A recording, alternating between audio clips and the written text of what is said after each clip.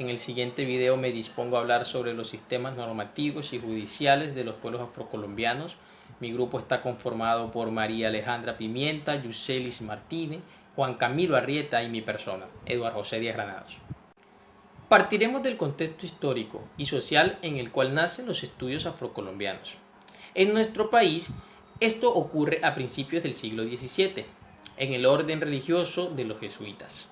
Sandoval Alonso comenzó la redacción de su obra, que lleva como título Naturaleza, política, sagrada y profana, costumbres y ritos, disciplina y catequismo evangélico de todos los etíopes. Él nos da una descripción antropológica de los pueblos africanos y detalla la injusta situación de los negros, sin llegar a condenar la esclavitud.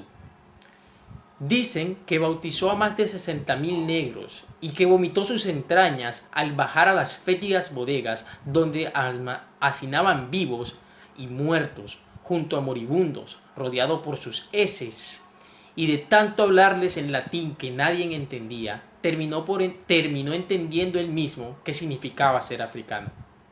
El presente trabajo pretende dar a conocer los temas referentes a las comunidades negras y su historia en el Estado colombiano.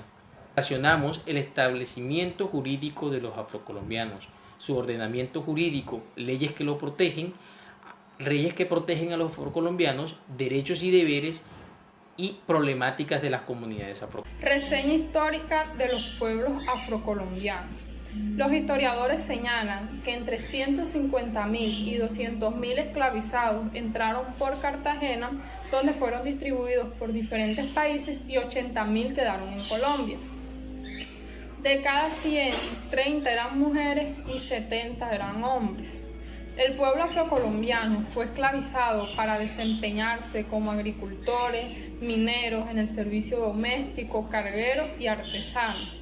Existían dos grupos lingüísticos, que eran el bantú y el sultanés, los cuales le permitían a ellos comunicarse con otras tribus. Y como esto no les convenía a los esclavizadores, lo que hicieron fue prohibirles su lengua natal y obligarlos a aprender y manejar el castellano. También fueron obligados a profesar la religión católica para que se olvidaran de sus prácticas religiosas. Sin embargo, se conservaron diferentes costumbres como lo fueron los alabos, los arrullos, los alumbrados a los santos y las fiestas patronales.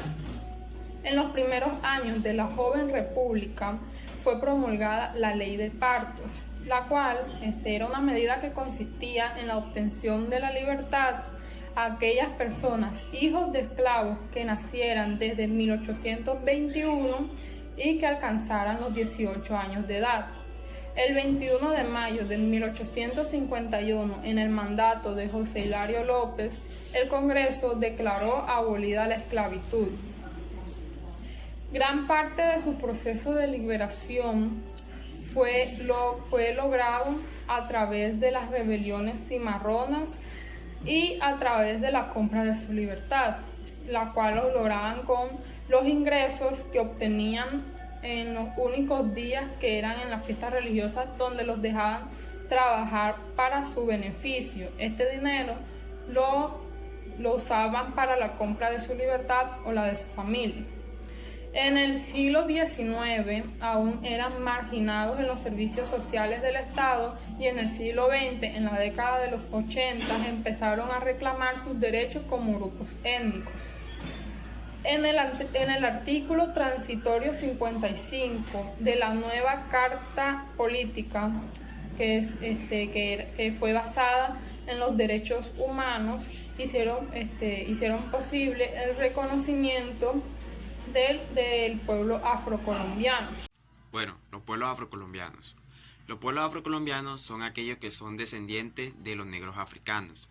Ellos tienen también un gran asentamiento en importantes regiones de aquí de Colombia, como son la región Caribe, la región Pacífica. En esas dos regiones se acentúan bastante lo que son los pueblos afrocolombianos, ubicados en la región Pacífica, por supuesto, con un gran porcentaje de asentamiento el departamento del Chocó, en todo lo que es Capital, Quibdó, entre otros municipios de ahí de ese departamento. también está en el Pacífico, en el departamento de Nariño, y un gran porcentaje también en el municipio de Santander de Quilichao, en el Cauca, en el departamento del Cauca. En la costa atlántica, aquí también se acentúa bastante los pueblos afro, como son aquí en La Guajira, en Sucre, en San Andrés, Providencia y Santa Catalina. Ahí en el archipiélago también hay bastante porcentaje, mayor número de presencia de comunidad afro. Cartagena también es importante cuando hablamos de pueblos afrocolombianos, ya que ahí también se centró todo lo que fue la esclavitud en el pasado y por ende quedaron ahí, por decirse así, quedaron un grandes ejemplares de los pueblos afro, y hoy en día también se ve reflejado un mayor número de presencia en la ciudad de Cartagena y en el departamento de Bolívar, en el municipio también de San Basilio de Palenque. También se ve un gran número de personas afrocolombianas. Ellos tienen varios ritmos, los pueblos afrocolombianos, como la champeta, el mapalé, entre otras tradiciones culturales que ellos enmarcan. Y también se encuentra un reconocimiento que le hicieron a las mujeres palenqueras que se encuentran en el centro histórico de la ciudad murallada de Cartagena, en donde le hicieron un reconocimiento por todo lo que implicó la historia esa que llevaban de la discriminación racial y todo ese racismo. Y en tiempos pasados, un presidente de Colombia, Virgilio, se me escapa el nombre, Virgilio le hizo un reconocimiento a las mujeres palenqueras en la ciudad de Cartagena. Plan Nacional de Desarrollo para las Comunidades Afrocolombianas. Es el resultado del ejercicio preliminar a la consulta de los representantes a la Cámara por suscripción especial de los pueblos afrocolombianos. El artículo 57 de la Ley 70 de 1993 establece cómo los pueblos indígenas deben participar en la construcción del Plan Nacional de Desarrollo. Reconocimiento, justicia y verdad son las tres bases fundamentales en las cuales se construye el Plan Nacional de Desarrollo para las comunidades afrocolombianas. Leyes que protegen afrodescendientes en Colombia. Las siguientes leyes exigen cumplir el principal objetivo, que es la protección de los derechos fundamentales de las comunidades negras, afrocolombianas y palenqueras. Comenzaremos con la Ley 70 de 1993, por la cual se desarrolla el artículo transitorio 55 de la Constitución Política. La presente ley tiene por objeto reconocer a las comunidades negras. Asimismo, tiene como propósito establecer mecanismos para la protección de su identidad cultural y de los derechos de las comunidades negras de Colombia como grupo étnico. También tiene como propósito el fomento de su desarrollo económico y social, con el fin de garantizar que estas comunidades obtengan condiciones reales de igualdad de oportunidades frente al resto de la sociedad colombiana. La siguiente ley es la Ley 22 de 1981, por medio de la cual se establece la Convención Internacional sobre la Eliminación de todas las formas de discriminación racial, adoptado por la Asamblea General de las Naciones Unidas en Resolución 2106 del 21 de diciembre de 1965.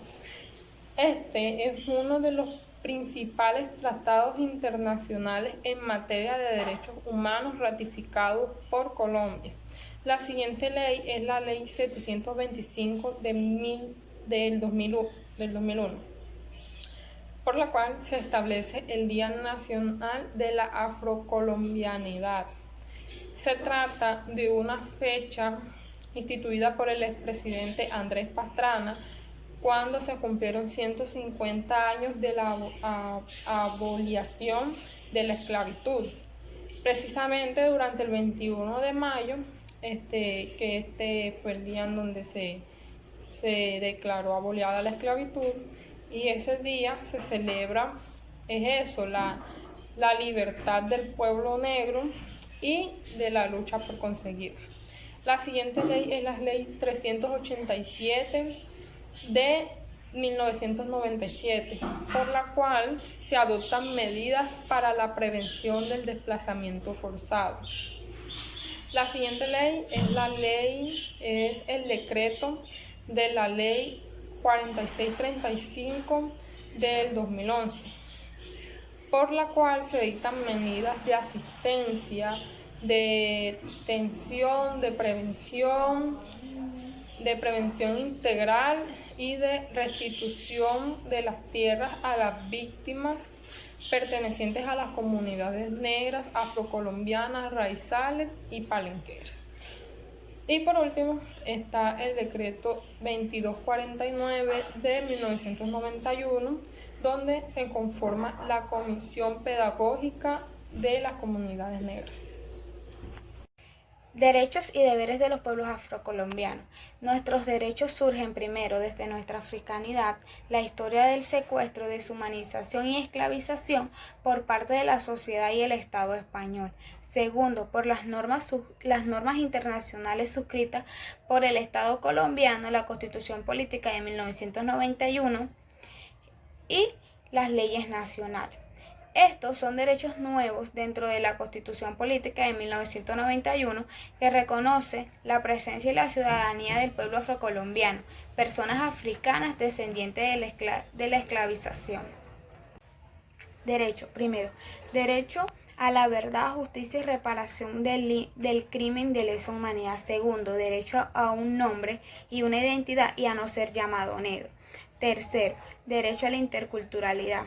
Cuarto, derecho a la interacción social sin racismo. Quinto, derecho a un trabajo digno sin discriminación. Sexto, derecho de los pueblos afrocolombianos en la participación de planes y proyectos de desarrollo.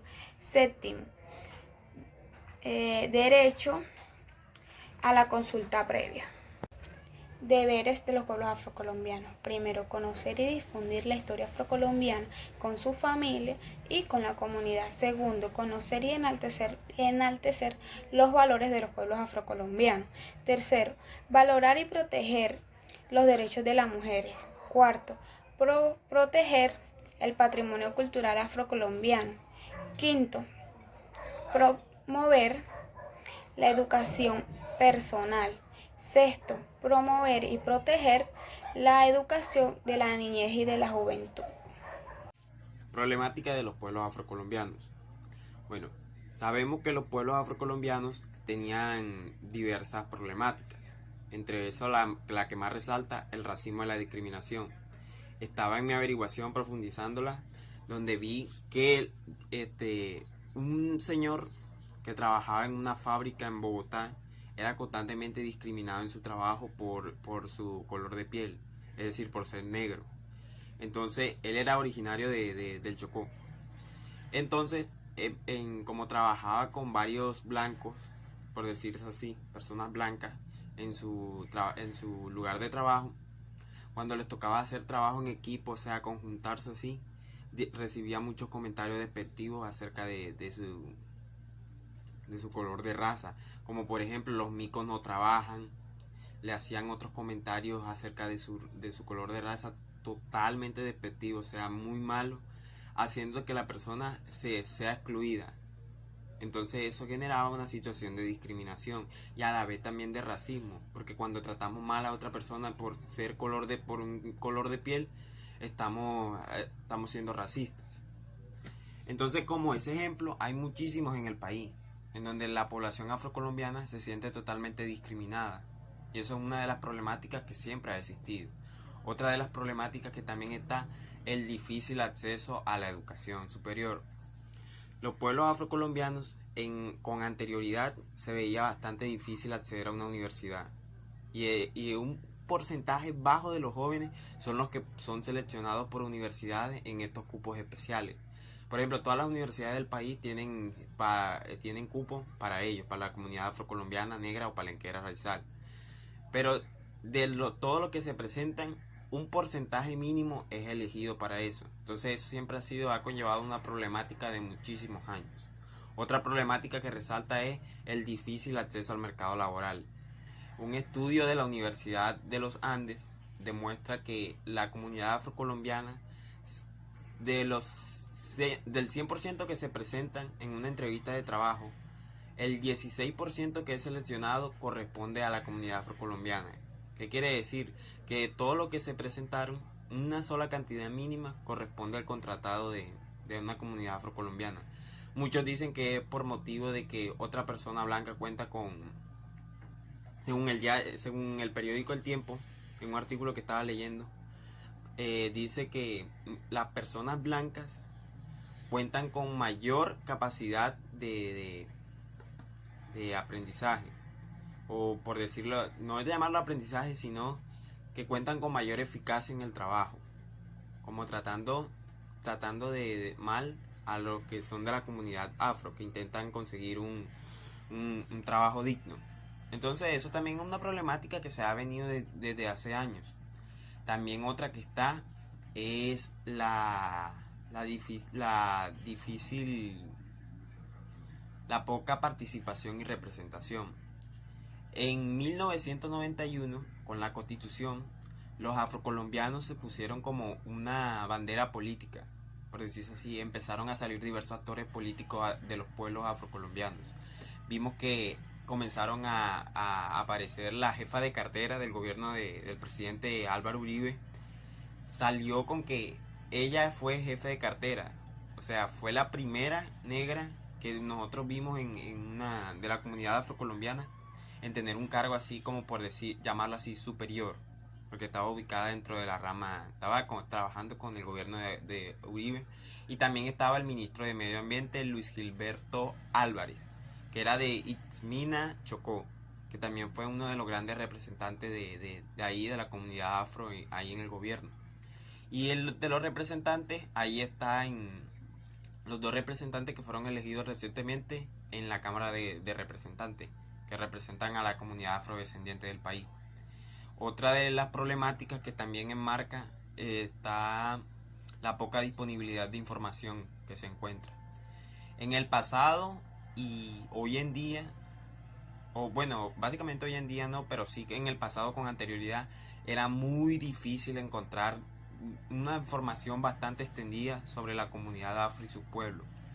Eso era, por ejemplo, nosotros que tenemos acceso a la educación y tenemos ahora la oportunidad de tener estas plataformas digitales para culturalizarnos y ver más sobre la comunidad afro.